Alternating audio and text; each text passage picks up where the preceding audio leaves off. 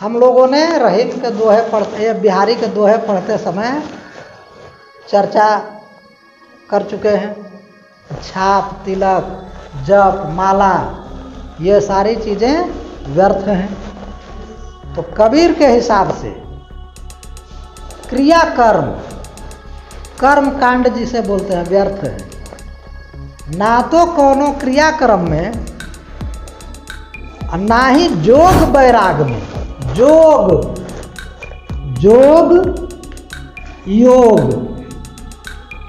योग व्यायाम करते हैं,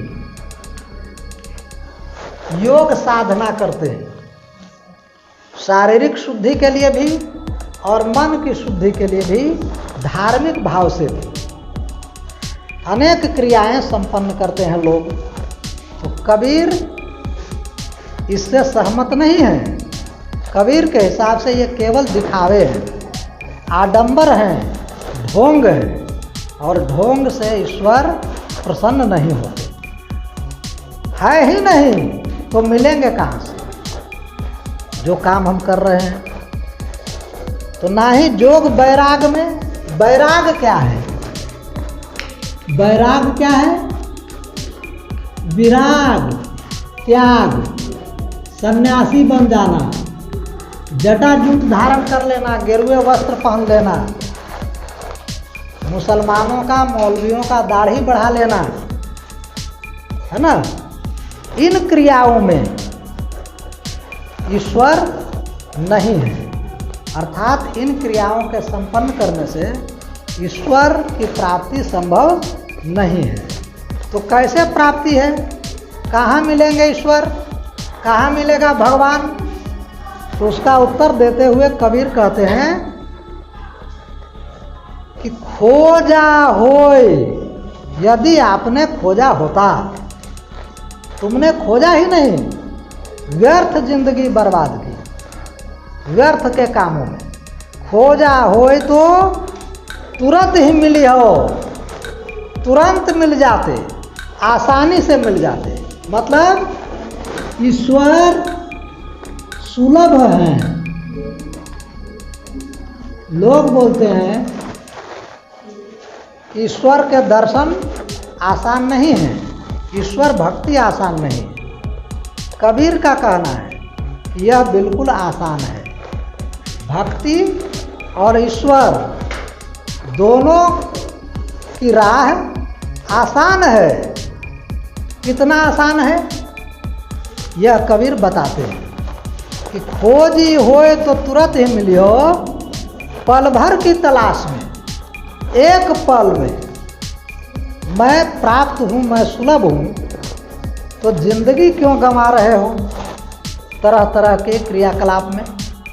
तो आसान तो है। किस रास्ते पर चलना चाहिए?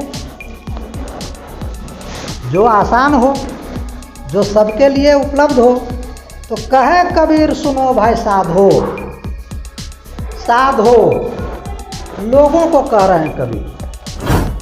साधो मतलब यहाँ साधु केवल नहीं, साधु, ये साधो एक शब्द है कबीर के पद में, जिसका प्रयोग बार बार किया गया है आम लोगों के लिए, पूरे मानव समाज के लिए। क्या मनुष्य इस बात को समझो।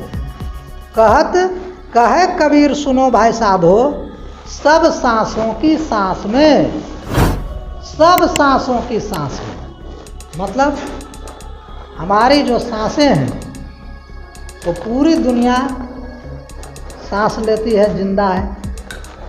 तो जो जिंदा है, जो सांस ले रहे हैं, अर्थात पूरी दुनिया के लोग के अंदर हैं, हर सांसों की सांस में। सांस में है मतलब हर आदमी के अंदर हैं, हर मनुष्य के अंदर है। तो अंदर कहाँ है? क्यों नहीं हम देख पाते हैं? अंदर मतलब हृदय के अंदर हमारे साथ हैं हमेशा। तो जो साथ है उसे ढूंढना क्या है? जो साथ है उसकी चिंता क्या करनी है? केवल उसको सही तरीके से रखना है, मेंटेन करना है। शरीर है तो इसकी साफ सफाई हम लोग करते हैं, इसकी शुद्धता बरकरार रखनी है। तो शुद्ध मन वाले पुरुषों के लिए ईश्वर सुलभ है, भक्ति सुलभ है। बाकी जितने क्रियाकलाप हैं ये व्यर्थ हैं, यही इस पद में बतलाया गया है। तो क्या बताया गया? ईश्वर का निवास स्थान कहाँ है? तो हर व्यक्ति के अंदर, हर पुरुष के अंदर, हर स्त्री के अंदर, हर बच्चे के अंदर, हर बूढ़े के अंदर। मंदिरों में क्या है? मस्जिदों में क्या है? तीर्थ स्थलों में क्या है? केवल मनोरंजन, केवल भागदौड़, केवल नाचना। जिसको पहले हम पढ़ चुके हैं बिहारी लाल के दोहे में, मन कांचे नाचे वृथा, बेकार का हम लोग नाच रहे हैं। कबीर इसी नाच को बंद करो, बंद कीजिए, सत्कर्म कीजिए, अच्छे कर्म कीजिए, ईश्वर हमेशा आपके साथ है। आज का पाठ इतना ही, फिर कल हम लोग दूसरे विषय पर चर्चा करेंगे। धन्यवाद।